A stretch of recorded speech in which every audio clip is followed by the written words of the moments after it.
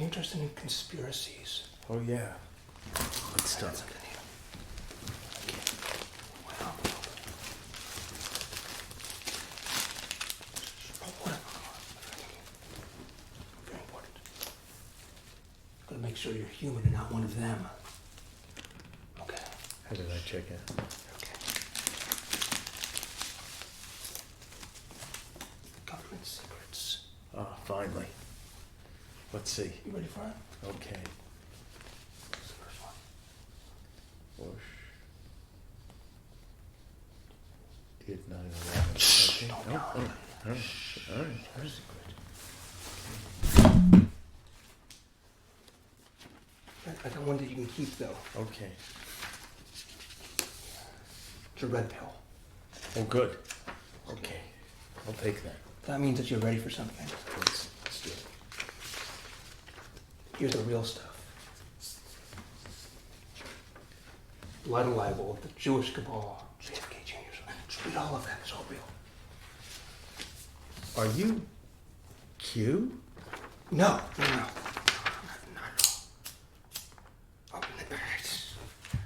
Anyway, so today we're going to be talking about conspiracies. Oh, what happened there? That was your... I don't even know. But that's a little skip. Oh, my goodness. Oh, it's your coffee. Oh, it's okay, it's closed. So today is going to be about conspiracies. And where did the timer go? Oh, we're in the car. Shit. Well, why don't I just time it? Yeah, can you time it this time? Let's see. Just start your timer. And really what I'm going to do today is talk about, this is going to be a personal story, about how I kind of went in and then out of this world. And are you starting to do it? You'll figure it out. Okay. But I want you. How to do this? Jeez, what the hell? You never use this thing, right? No. Start. Oh my goodness. Oh, I see. Just do 1 hour and start. Okay, good. Okay. Done. All right. Now we can see when we're done. Okay, cool. So, he said, why is it so noisy? Will it just do that consistently until... No. Okay, good. We're ready. Okay, let's go. This is way too warm, by the way. Sorry for the interruption. Jesus Christ. Interruption? That was like half the show so far. Okay, so I've got notes here, and essentially what I'm going to talk about is some of my youth and how I got into conspiracy theories when I was in my 20s, and then kind of how I got out of it in my state now. So in order to do that, I'm going to talk about little Chris Mackenzie here. Ah. Yeah, right. I used to read your comic. So essentially what happened is that I had a very conventional childhood, and it was very mainstream. I grew up in what used to be called the suburbs, but is now called the exurbs. And essentially it's the area between the city and the suburbs wherein it's mostly sort of well-to-do, white people living in these large houses that are separated by, those kinds of things. And so that's really how I grew up, and we had cable television, and we went to conventional movies and everything like that, and I really wasn't introduced to any countercultural thing. Like, vegetarians were weird when I was growing up, you know what I mean? Or people that wouldn't go to church on Sunday. That was a very strange thing, right? And so, and that's also the kind of schools I went to. I went to private schools, and all the schools were religious, and like everybody that taught me was a Republican. And so, any type of idea, anything that wasn't just like, sort of mainstream capitalism, and this was during Pete Wilson, the Republican governor, anything that wasn't just kind of white bread Americanism was just sort of strange and foreign. And so I wasn't really introduced to a lot of it until I got my first radio, my first Walkman. Oh, not your first radio, where you right-wing radio. Initially, I had a Walkman. Yeah. And I could listen to the radio, and I was starting to explore the stations. And of course, you had stuff like, I think a Kiss FM, everybody's got one called Kiss FM, pop stations, things like that, right? K-Rock. But then, when you go down to the bottom of the dial, you get a lot of weird stuff. You get NPR stations, which I'd never heard of when I was 13 or 14. And you also, in LA, you have one called KPFK, which is a very strange station. They give the forum for a lot of things, a lot of unconventional views, right? And that was really my introduction to a lot of these things. And so that was the first station where I heard like Ralph Nader on, or things like Noam Chomsky, or just this whole otherworldly view of people that were critical of religion, critical of capitalism, critical of all these things. And I was like, well, why didn't I hear this thing on the news? Why didn't why didn't I hear this perspective? Around that time in the mid '90s, there was I think Kosovo was happening, and the Amy Goodman in Democracy Now! Actually had peace activists from Kosovo that were trying to from the actual area, on satellite, and talking to them, trying to get their perspective. And I was like, yeah, why is it just generals on TV? Why is it just war hawks? What is going on? This is nonsense, right? And so you're introduced to this thing of you're only getting this sort of one perspective here, and then you have this other one over here, which is probably a valid perspective to get. For instance, if we're going to invade Iraq, maybe we should be talking with some Iraqis and see what they think about it, right? Very reasonable thing to do. So I was introduced to that idea, and then essentially what happened is that what did I say here? Is that also in the 90s, there were a lot of sort of changes in our way of viewing things in the world. So when I was a kid, I would be able to go into, let's say, a restaurant, and then there'd be a cigarette vending machine. That's right. Still around in the 80s. And then they'd have smoking and non-smoking, right? And then you could go to a store and you could get candy cigarettes that were made by Marlboro, the actual cigarette company, right? I go back a little further, that it was all smoking. You could smoke anywhere. Yeah. And then around 94, 95, it all changed, because they came forth and said, you guys have been lying to us for 50 years. You all knew this was causing cancer, and you were trying to start the children. That's totally wrong, and we're going to stop it, right? We can't advertise anymore. And so it's this huge sort of shift happened overnight, right? Yeah. And from this kind of this is kind of somewhat acceptable, and we all know, to no, it's all bad. And that sort of, it's disruptive for somebody that's 12 or 13 that says, oh, these rich and powerful people are all lying to me. That's right. What about that, right? And so, along with that, then we have, I'm in this mindset about 16, 17 years old, right? And at that point, I was getting really into computers, and I find out about Linux, right? Which is this alternative to Windows, completely free software, a different way of doing things, right? And that's another thing. We're this seems to be perfectly fine. I don't need to have, all of this other stuff involved at all. And then you read all of the PC magazine, and they'd say, and they'd be dismissive of this. You're like, oh, come on, this is working fine for me. And so I'm starting to find out that it seems that everybody's lying. That all of these people are trying to deceive me. So you understand, and so and then you have the DMCA, which is the Digital Millennium Copyright Act, which is this kind of really shady thing where they remove your rights, and they just have basically put a copyright protection bit on something. It doesn't really matter. And then there was all of the encryption on the DVDs. All of this stuff came around where it was looking like that all of these large companies were trying to steal stuff from you. You had your RAA, you had the MPAA, you had Napster, you had all of that crap going through. And that happened at the same time that the dot-com crashed the economy, and then the Enron scandal came out. Yes. So you have all of these people that look like they're trying to steal from you, and they're completely incompetent, and they're trying to cheat and lie to you, all right? None of this is good, right? And so you're thinking to yourself, okay, so I come from this really sort of cookie-cutter period, 94, 95, and then 5 years later, I'm radicalized, and I'm thinking to myself, what the hell's going on here? And then you had the WTO protest in 1999, where you had these peaceful people that were trying to protest this thing called free trade, and nobody really knew what it was. And you see these pictures, and they're being gassed into streets by the police. And you're like, God, maybe the military just kind of defends capital.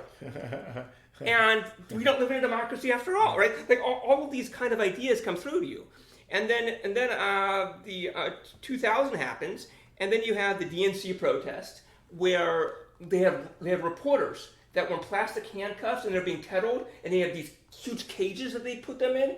And this Amy Goodman that I was talking about beforehand, she was in one of those, and there's footage of her like interviewing people inside of these cages that she wasn't allowed out of. She had press passes, right? She was, what the hell is going on, right? And then you had a Bush that came in, and with the Bush Gore thing, there was a Volusion error with the debug machines, where in the county of Volusia in Florida recorded negative 16,000 votes for Gore, right? And then he's like, wait a second, negative 16,000 votes, that's way wrong. But then somehow they changed it into saying it was a manual ballots that was the problem. Well, they were scrutinizing manual ballots because they had to toss in the garbage every electronic ballot there because they was coming out with negative numbers. And so it was so weird because then they said, well, if we had electronic ballots, this wouldn't happen. And nobody pointed out, no, electronic ballots were the problem. Like, that was the cause, right? And like, you just hear it over and over again. You're like, God damn. And then, I go on to, like the KPFKs of the world and stuff like that, and they would say it. They'd say, no, like, they tell you exactly how it is. And you're like, how are these people getting it so wrong? So you have all of this stuff, and then you have Fox News come on, this fair and balanced thing, right? All this crazy shit, right? And it's so completely transparently bogus. There was no even effort to pretend it was real. Nonsense. As it is now, it was just nonsense. So here we are. All of this is happening. And then I wake up one Monday morning, and I look at the clock, and I see it is September the 11th, 2001. Actually, my dad wakes me up multiple times that morning. Okay. And so all of that crazy stuff happens, right? So you have Bush, who beforehand didn't really have a lot of legitimacy, and he had really low ratings. And then all of a sudden after that, shot up to like 90%, right? He stood on the pile of rubble with the megaphone. Right? And then you had these organizations, the Project for a New American Century, the Trilateral Commission, that was Crystal and Kagan that started the PNAC. Then you had Trilateral Commission, which was started by David Rockefeller, and some of the founding members are Alan Greenspan, Paul Volcker. These are all the neocons, right? And then you had Zbigniew Brzezinski, who wrote The Grand Chessboard, right? How he was talking about how how in order to control the American hegemony in the 21st century, like, we need to be able to control the Middle East. And so all of these things, and then after 9/11, they invade Afghanistan and Iraq. Which had nothing to do with... Well, it was caused by Saudi Wahhabism, right? And so this idea of, like, this sounded very believable. It just sounded super believable, right? Because it's like, it's a pretext for all of this nonsense, right? And so at that point, you had people that, a video came out in 2004 called In Plain Sight. It was the first sort of like loose change type of video that was like saying like, oh, but if you look at this frame right here, you could see that, like, there was probably thermite explosions in the buildings, and what about World Trade Center 7, all this stuff, right?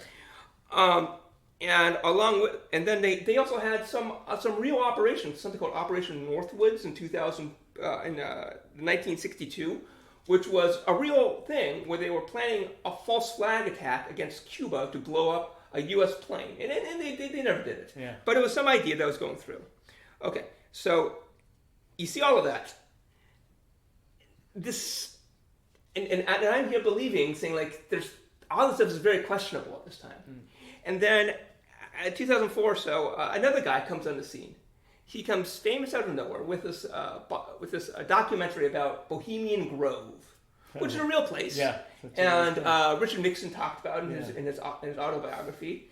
And he went up there and he taped all these people in Bohemian Grove with these long cameras and all of their weird ceremonies and stuff. And then he put out a video. Do you know what this guy's name is? Is it Harry Shearer? Alex Jones. It was Alex Jones. That was his big first thing. And then you look into it, and you're like, Bohemian Grove place. Yeah. All these people do go there. It's before this stuff actually happens. Descent into madness. Like this seems so real, right? And so like all of this stuff sounds crazy, right? So it sounds, and so I started following all these websites, right? WPC7.net, all these other things like that, and started getting into it, and another thing that they're really big on is the Israeli-Palestine conflict. Like, why do we ever hear the Palestinian side? Which was a valid claim, like maybe you should ask them what they think about it, Yeah. And like all these other sort of valid political claims. But another thing to worth note is that this was all during the Bush era, right? Yeah. And so it's all sort of anti-neocon, which is somewhat valid because they're all bastards. And genuine bastards, right? There's no question about that.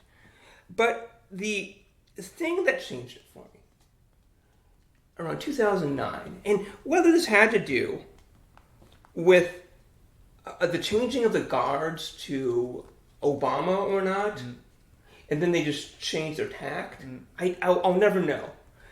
But I started seeing a lot of climate change denial. Oh, yes, that's when it really started. Well, as the climate change got worse, there was more denial. And as it was more obvious that it was true. 2009, there was a lot of denial. Yeah. And then there was a lot of miraculous medical claims. These kinds of things like, oh, you just need to eat this flour and all of a sudden cancer will go away or whatever. It's going on now, CBC. And that was when I was thinking, that's nonsense. No, China is not, inventing climate change in order to, no, this is all real, right? Yeah. And then I thought to myself, oh, I should. All the rest of this stuff is probably somewhat nonsense too. Maybe Bush didn't do 9/11, Yeah. Maybe that was just a bunch of extremists somewhere. Maybe there's a bunch of crazy people. And I sort of pull myself back from there. And there's really after Ron Paul. That's the other thing. Is that 2000, I was all in for Ralph Nader, the Green Party, and so I came at it from a very leftist perspective. Yeah. And it was around that time that I kind of came out. And since then, it's become extremely popular. And this kind of traversal or pipelining into this red pilling. People go through Jordan Peterson these days and all these other sort of, it used to be the right-wing YouTube kind of thing. Yeah. And I've thought about what I think is the cause of it. And I think it's sloppiness. And essentially let me present something for you. So here's an example. Here's some evidence. Healthier people with HIV are less likely to get AIDS. That's true. But it just makes medical sense. Healthier people are less likely to get more sick. Correct. And so here's a sloppy conspiracy. Yeah. HIV doesn't cause AIDS, right? Because they see that first piece of evidence, a healthy person with HIV is less likely to get AIDS. Oh, therefore, HIV is not the cause. And that's very sloppy, right? Yeah. When the actual conclusion is that unhealthy living increases the risk of HIV leading to AIDS, right? That's the real one. They weren't looking on the correct side of the graph. Unhealthy living is making it worse. Not healthy living is making it worse. And the other thing is that, so basically, nobody has gotten AIDS without HIV. Yeah. Right? And, people with HIV that are healthy can still get AIDS, right? Yes. And it's just because it's a messy kind of connection between the two. And that's, okay, we're good. I thought this was going to take an hour, but we're still good. And so the idea is that, both sides, I think, or I shouldn't say both sides, I should say all sides are sloppy, right? Yeah. And it's the people that were, interviewing only the generals during the Iraq War or whatever, is because that was their existing sort of portfolio or Rolodex. And they've got a lot of other things to do, and they're like, oh, let's just get, General Asshole on here again, and he'll go over here. We have our talking heads, let's right? And so it's not that they don't want to find the Iranian peace activists. It's just they don't know them. Yeah. right? And Iran's a different time zone, and it's hard to get them on the phone. You know what I mean? It's a lot more work. And so, like, it's that, it's so. On one side, it's or the mainstream is super sloppy in how they do things, but the conspiracy theorists are even more sloppy. Yeah. So I think that the reality is that, like, you just have to be suspicious of everybody to some extent. It's tough, right? Yeah. And so I think that that's really all I wanted to talk about with that. But I feel like that we only did a 20-minute show then. Do you have any questions? I did everything. Why don't we take Super some fast. calls? No, we can't do. You're on with Chris McKenzie. There are no things. Tuscaloosa, Alabama. You're on with Chris. There's nothing to talk about with that. I didn't see it. Yeah, it was super fast. Yeah, I thought I had an hour time. No, you've had. You have. I think you had 17 minutes of. Yeah. Well, this is always my problem with public speaking. Is that they give me a long time and I end up just rifling through it super fast. And then I'm like, I'm done 5 minutes. And like, oh God. I've got like another hour. I've done this before. Talk slower. I was at conferences and I just coast. Because I'm so afraid that I'll run out of time that I make sure that I like do it super quickly. Yeah. You know what I mean? So yeah, I guess one of the sort of the biggest rabbit holes that I got down is that I realized that I was becoming anti-Semitic. Oh, because you believe the conspiracy theories that the Jews had space lasers? No, I don't think that. It's that there were so many stories that I was reading about sort of Israeli foreign policy being like really sort of brutal and terrible. That it's a hard thing because like it's true that the policies of Israel have nothing to do with the religion of Judaism. However, the slip between the two is so small. Well, right? I agree with that. That's a real red flag to make anti-Semitism obvious when you refer to the Israelis as the Jews. It's a government. It's not. Of course. And most Jews are in the United States. Yeah, I know that, but Yeah. you know what I'm saying. Yeah. It's just that like it's the government of Israel. It's not the Jews. It's the pipeline to anti-Semitism. I think. Yeah. Well, that's like, why people say that. And so that like, you do blame the Jews. Well, yeah, and is that there's certainly a lot of criticisms that you can do about Israeli domestic policy, as you could probably do with almost any government out there, right? Yeah. Like, but then you don't blame Irish politics on the Catholics, right? Or Italian, exactly. Yeah. It's true. Or Nazis on the Christians or whatever, right? Like, no, it's Nazis just... on the Christians. Let's do that one. That still holds. Right, and so it's interesting because when it comes and there's like these, there are groups that are being careful there. Yeah. There are sort of like pro-Palestinian organizations that are like in no way anti-Semitic, but But some of them are pro-Palestinian for the purposes of being anti-Semitic. You have to make the distinction. They're bedfellows. You have to make the distinction between is someone trying to help these people or is someone trying to make life worse for them. Are you familiar with the Boogaloos? Oh yes, I remember that. That was something. They're like a sort of a conspiracy theory militant organization. Yeah, right. That seems like they'd be like the Proud Boys, but they're for Black Lives Matter and all of this sort of progressive agenda. And they're like the black fight is the white fight or whatever like that, right? And you're like, oh, this is like it's about class, not about race or whatever, right? And so like you're like, okay, well that seems to be a correct analysis. Yeah. And I think that's another thing is that it's just so nuanced when I talk about sloppiness, right? Is that it's the same policy of it's the same sort of process of all these things. Is that they'll look at a factual part of the world that isn't pretty, right, for whatever reason, then they set up some sort of characters and actors and dynamics which are mostly correct, and then that leads them to insanity. They just go off the rails to the next step, right? And that's the thing that's so hard to catch. Like 9/11, right? It's true that the Bush administration did use it for political ends. Oh, right? absolutely. But they didn't do it. Exactly. Although there's still people that blame it on the Jews. That's how the Jews all knew to get out of the building. It's that's a thing I've heard a lot too. And so it's this kind of like catching of the sloppiness of it. My eye can't not catch your manifesto over here, your notes. I'm like, it's very interesting. You didn't use a computer to. Looks like a ransom note. Well, I try to take notes so I make sure I get everything down.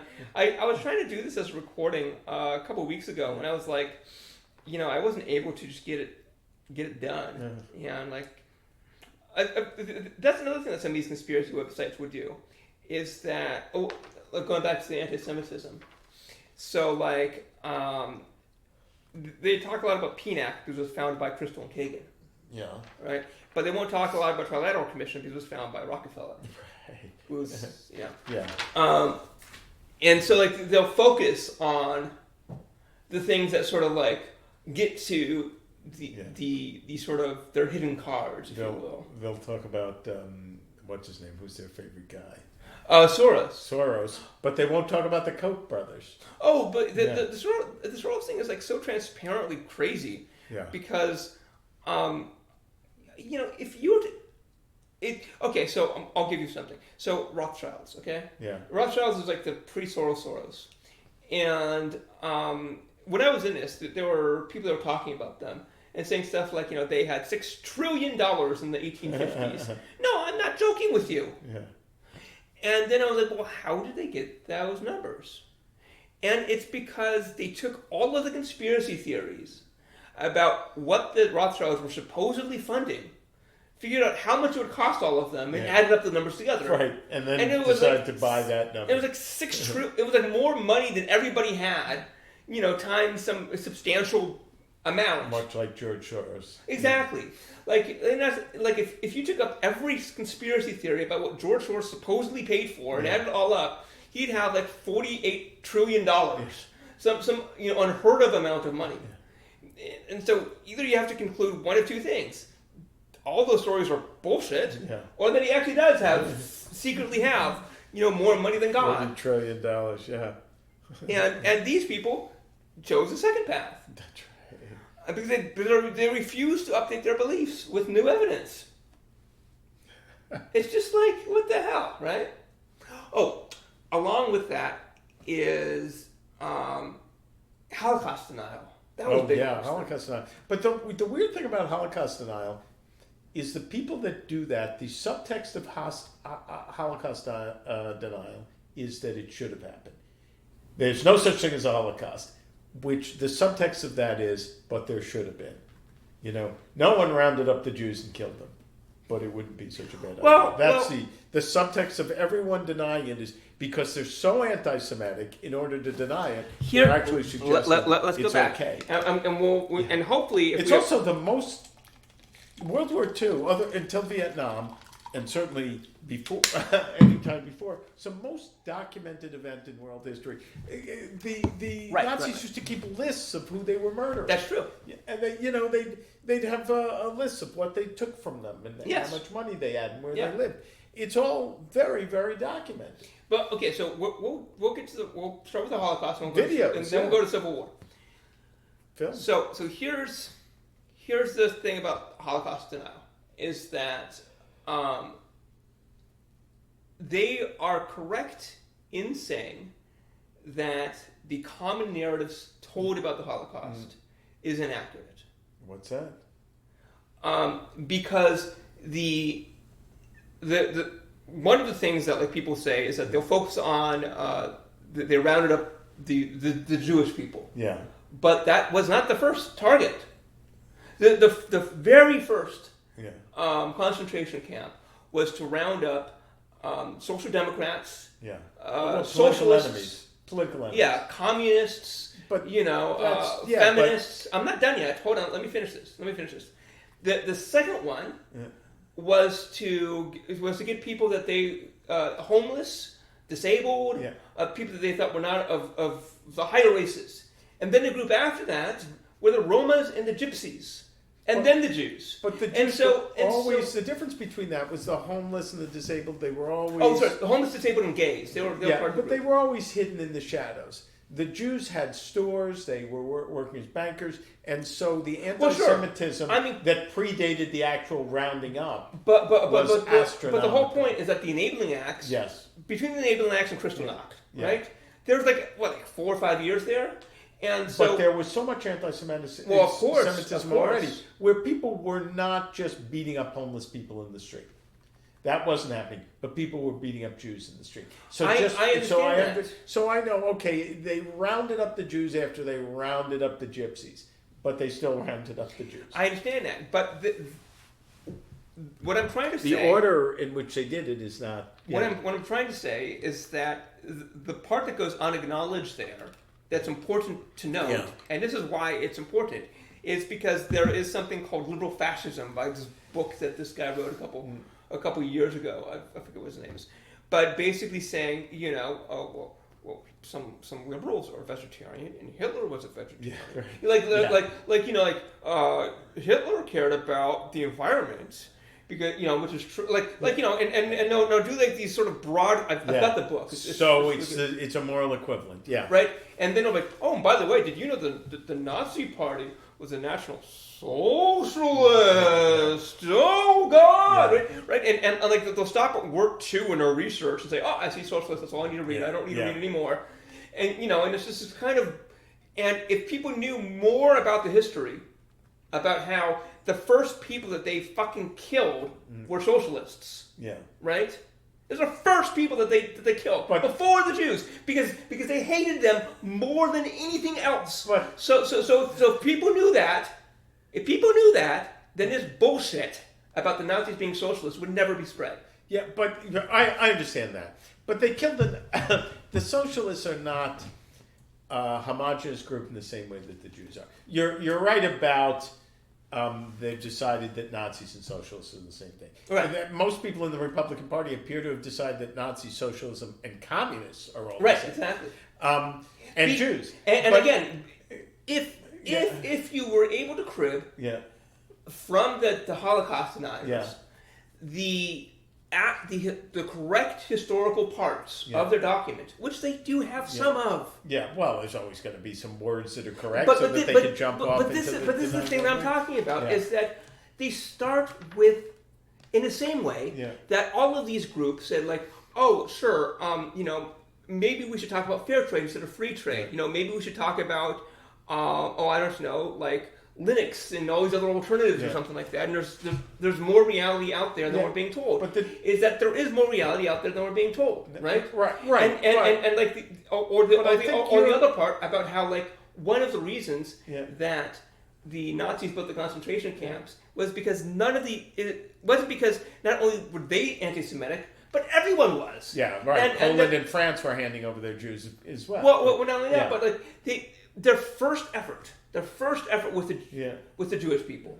Their first effort with the socialists would kill them. But hold on. Socialists to Jews. The first effort with the Jewish people were like, let's try to get rid of them. UK, will you take all of our Jews? Like, no! What about you, America? No! And everybody said no. The voyage of the damned. They sent a ship of them somewhere, and Cuba wouldn't take them. Right. They had to come back where they were and murdered. Nobody would take them. Yeah. And so the idea that they put them in concentration camps in order to kill them is incorrect. Well, they put them in concentration camps because they didn't want them in society and they didn't know what to do with them. Killing them came after. Killing them came during. They were shooting people in the street. Of course. And I think you're feeding into the Holocaust deniers by mentioning that they round up the socialists first. You can't compare the socialists with the Jews. The Jews have an ancient history and a bloodline, and they were rounding up people because they were Jewish, not because of who they were, what they were born, and not because of a political choice they made. Not that you should be rounding up people because of a political choice. Right, but the socialists also, could be. You could be socialist and Jewish, socialist and Catholic, socialist and black, socialist and Asian. Okay, well, then let's do that. Yeah. Well, why don't anybody mention Jehovah's Witnesses or Seventh-day Adventists, which they also rounded up? Yeah, well, but those are later. Those are much later. I'm not saying that was okay either, but that was a much later religion that most of the people in that country, I'm not defending what they did, had chosen that religion. But look, what I'm saying is your great grandmother is Jewish, you get shot. What I'm saying is that there's this narrative that is woefully incomplete. Yes, but that they're leaving out all of the details. They're leaving out the details. They choose to go, okay, socialist, and then they round up the socialist. But here's the big thing, is that if those details were included, then the Holocaust deniers would have no leg to stand on, because they couldn't come back and be like, well, what about all these other people? Well, they're saying it didn't. Most of these Holocaust deniers are saying it didn't happen at all. So, or some of them are saying it's the Jews' fault. No. Yes, they are. They're saying that this is fake. No. We're going to go back to the other things, the boogaloos or whatever like that. Is that it's a very large subgroup, right? Yeah. There are people within that that have like history positions at respectable universities that write these books and do not say that, and that they spend their entire life studying like they went over to Germany and they studied every damn thing, and they're like, oh well, here's exactly what happened. Yeah, right. But because it diverts a little bit from the victimhood narrative, then they get painted as if they're forward deniers. Well, there is no freaking denial. I've actually spoke to a person that presents himself as intelligent, that is the first one I've ever seen, that was a slavery denier. Oh, most of them volunteered because they wanted to come to the New World. I had never heard that before, but now I've heard slavery denial. Yeah. But again, you know what somebody like that would do is find one person that did and say, see, the whole thing didn't happen. So here's another sort of thing about it, is that like I was talking with a friend today about who was talking to me about, I don't know, I don't want to out him or anything like that, is that you need to have some form of verifiable, nuanced, very careful a reading of these types of things, where each of these claims, you can find references to those, and then you can find, first sources, for first-hand accounts, documents of all these things, of exactly what happened, right? Look at the newspapers of the time, and look at the alternative. Oh, you have to do all of that, right, in order to get an accurate account. Yeah. And, people don't do that. And nobody does, right? Like, I bet you that I have probably personally read a lot more about the Nazis' rise to power in the 1930s than probably you or most other people have done, because I was pilled and reading those things, right? Yeah. And the conspiracy theory. And the thing is that you look at it, and 70% of it is real, but then the other 30% is nonsense. But the thing is that 70% is real is the stuff that you probably didn't know about beforehand. What's nonsense? What do you mean? So you mean a respected published book, and you're saying 30% of it is nonsense? Well, no, I'm not talking about respected I'm talking about the ones that are self-published. You're talking about lunatics.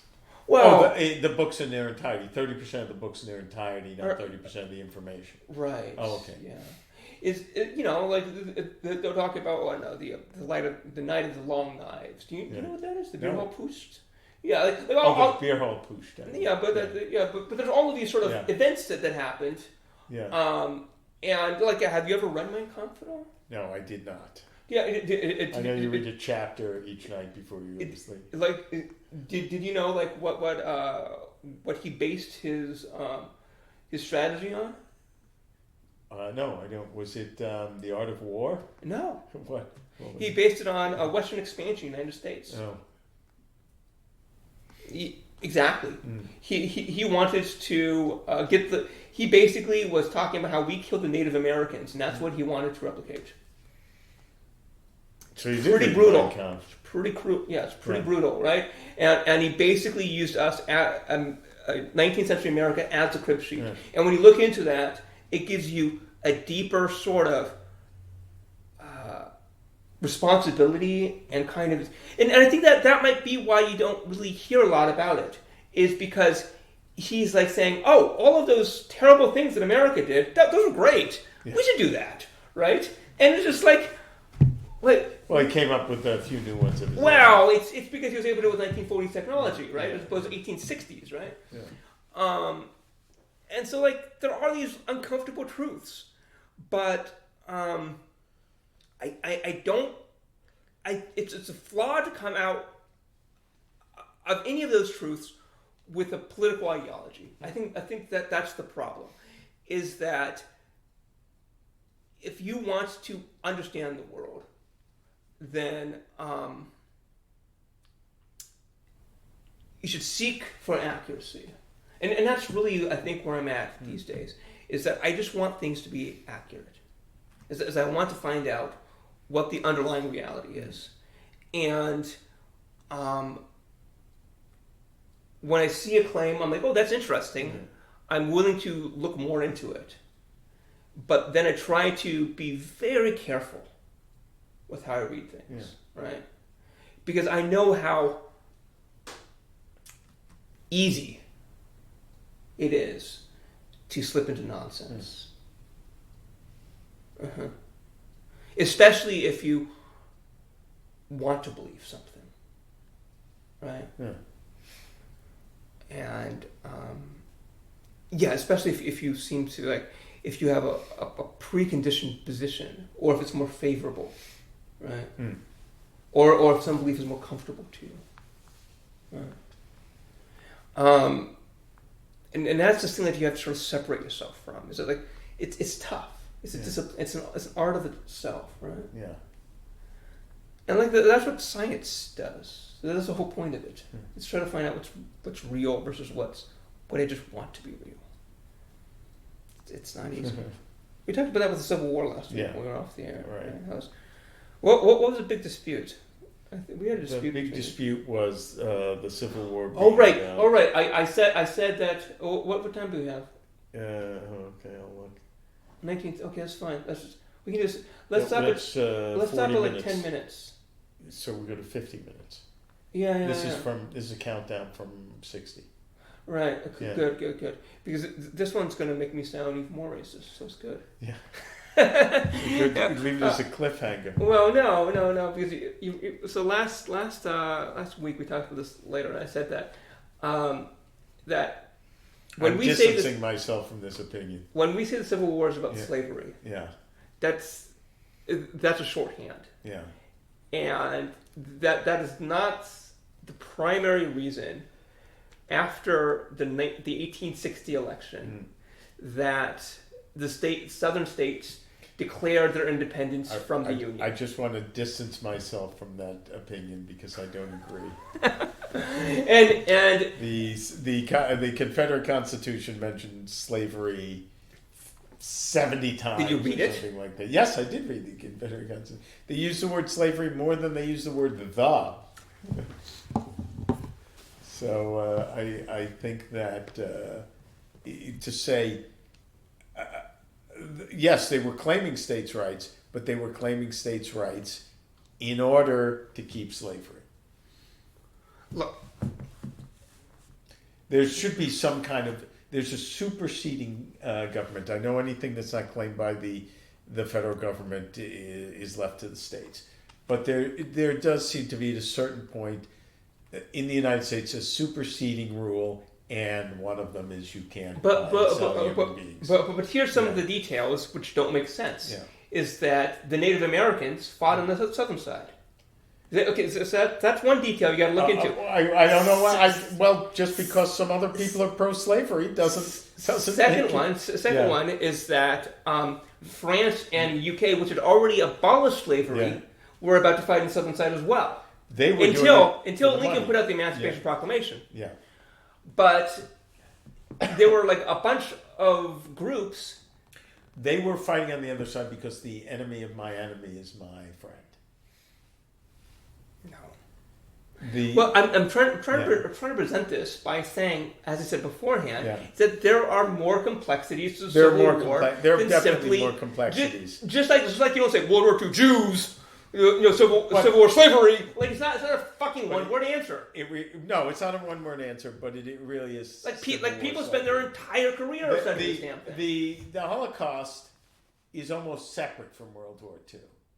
But slavery can't be removed from the Civil War. The Holocaust is whether or not the other countries even fought back against Germany in World War II. If they said, come on in, Germany still would have rounded up the Jews. But here's the thing: is that you have to also account for Kentucky, which was a slave state fighting on the Union side. Yeah. Well, right. There's more complexities to it. Absolutely, there's more nuance to the Civil War than the slave states versus the... And then after the Civil War ended... Yeah. After Civil War ended, Kentucky was able to keep its slaves. Well, that was until the amendments passed. Yeah, that was the compromise in order to get them. And so the end of the Civil War did not end slavery in the United States. It's not right. It's not. And so these are details that are important. Yes, but I think you're making the same jump by finding loopholes in something. No. I think you're making the same jump to Holocaust denial because they rounded up the Socialists. That's not what I'm saying. I'm saying that if you go for a steak dinner, there's also a salad, there's also a dessert, there's also wine, absolutely. there's other things. Yes, there's steak on the table. It's still a steak dinner. There's still steak on the table. It doesn't matter what the side dishes are. But in the same way that because we ignore the salad and we ignore the beans and stuff like that, we give an opening for people that say it's not about slavery at all, and we give that space for them. But I think you're and so I think you're that giving it by your broad stroke not being the Civil War is about slavery as a discipline. Yeah. If the mainstream, when they talk about World War II, if they bring up all of the other persecution groups, then you wouldn't have all of this Holocaust denial and all this other crap. But the Holocaust is separate from the war. Okay, but that's just... The Holocaust was happening before the war. Same thing with the Civil War, is that if you bring up all of these other issues, and you say, yes, slavery is there, it is a big part, but it is not totality. It's not the totality, but it is the major... But what I'm saying is that if you talk about the other side dishes, then you've sucked out the oxygen from all the conspiracy theorists, and they no longer have a leg to stand on. Because right now, you can open up those books and they could the Holocaust denial books, and then they could say, well, here's some other facts that you probably don't know of, and then you go check this, like, oh, those are actually all true, and then they go into their bullshit, and then you say, oh, I guess that's true too. But aren't you doing that by saying this isn't really a steak dinner? It's a salad. We had salad, but we started with an appetizer. Aren't you opening it up to say, see, it's not a steak dinner? No. I think you're opening it up to conspiracy theorists. No. By highlighting the non-slavery aspect of it.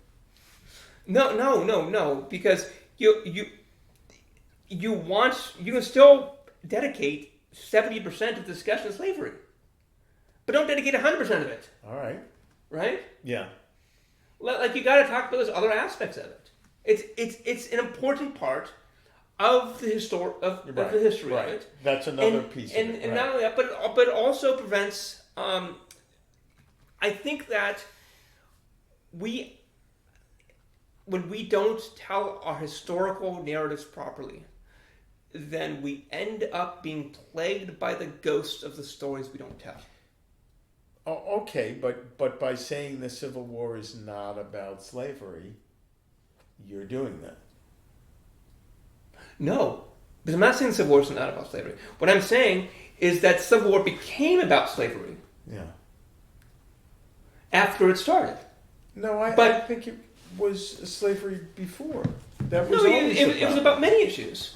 Oh, but- there were other issues, but the overriding issue was slavery. I would say the overriding issue of slavery around 1862 or 63. During the war? It became that. Yeah. The Emancipation Proclamation made it about slavery. Absolutely. The Emancipation Proclamation was a reaction to the war. But no, that's when Lincoln freed the slaves. Yes. But only in the states that were in rebellion. That's why Kentucky was able to keep its slaves. Well, yeah, well that was part of the horse trading. Nothing is perfect. Right, but that didn't happen that didn't happen in 1861. Right. It happened like 1863. I think it said None of these things are perfect. You always have to make some kind of compromise. What isn't there some expression where don't give up the don't sacrifice the good in exchange for the perfect or something like right, that? right. It's don't make the good the enemy of the perfect. Right. But the whole point about all of these examples is that the reason that people get into all of this crap is because we do such broad strokes on our historical analysis and we don't talk about the nuance and we're sloppy. Yeah. Not talking about the Romas and the gays in World War II, in the Holocaust is I've sloppy. always heard that there were. That was never kept a secret. I've always heard that. I've always heard that too. That there were actually 12 million people that were murdered by the Nazis, 6 million Jews and 6 million or mixture of others. Or that the biggest, or the country that had the biggest sacrifice during that was actually the Soviets. Yeah. Well, right. The Soviets are the ones that won World War II. Yes. No, I don't disagree with that, but that's not part of the Holocaust. Right, but because we don't understand that the Soviets were the ones that won World War II, or we don't look at the Japanese-Russo War of the 1890s. Then we don't understand Hiroshima and Nagasaki correctly when the Soviets declared war on Japan on August 7th, 1945. Those details are fucking important. Yeah, but I think that was the loss by Russia to Germany was people were sympathetic enough to Russia where part of the reason Germany didn't get unified until 1990 or so. 90 was because people were still saying they deserve to live under communism. But the whole point is that the first nuclear war, or the nuclear weapons used in the first nuclear war, did not win the war. You don't think that the bomb on Hiroshima won the war? No. It ended the war without having the loss of another 25,000 American soldiers. No, that isn't what the generals that voted to end the war in Japan said. It was a declaration of war by the Soviets on Japan. That was the deciding factor that made them change their vote to end the war. That made Japan change. Yes. Yeah, because they knew they'd be invaded by Russia. Right. They didn't want that. Yes. Well, that's because Russia was an American ally at the time. No, it's because they were scared of the Soviets. Yeah. Yeah, the Soviets now had some soldiers left over that hadn't been killed. And so it would cut off their supply lines to China, which is what they needed. Yeah. And their supply lines to Manchuria. But the war would have continued once the United States dropped the bomb on Hiroshima or Hiroshima, as some people insist on saying. There was a realization that there's no other, that we can't even wait another minute on this. The Japanese, no. Yeah. No. And the United States certainly didn't want to pile in 100,000 This was after the firebombing of Tomoya, after the firebombing of Tokyo. Those firebombings had a larger destruction Yes. Had a larger death toll than Hiroshima did. But people realized that the United States can level the whole country. They already knew that by then. Yeah. Those are the only two cities left. Without the loss of a single American soldier. Look. No. See, this is what I'm talking about. It's because we don't understand the full story of World War II. We don't understand the consequences of these things, and we don't understand how nuclear war works. It's really fucking important. Anyway. All right, we're out of time, but I don't agree. We're gonna have to pick this up. We're gonna have to pick this up 24 hours and 7 minutes and 30 seconds. Right. How do I? Why can't I end this thing? All right then.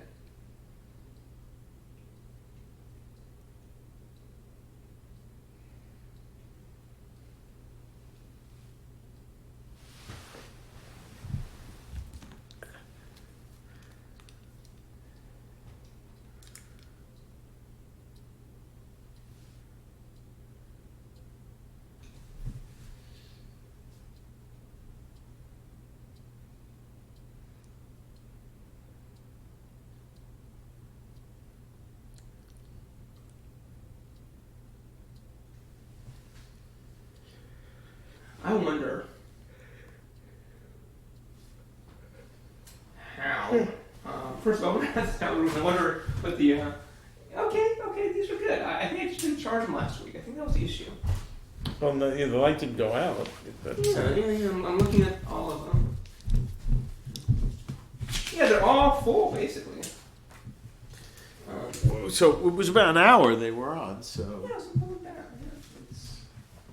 Let's see if the audio came through this time. Oh, I should probably end the recording here.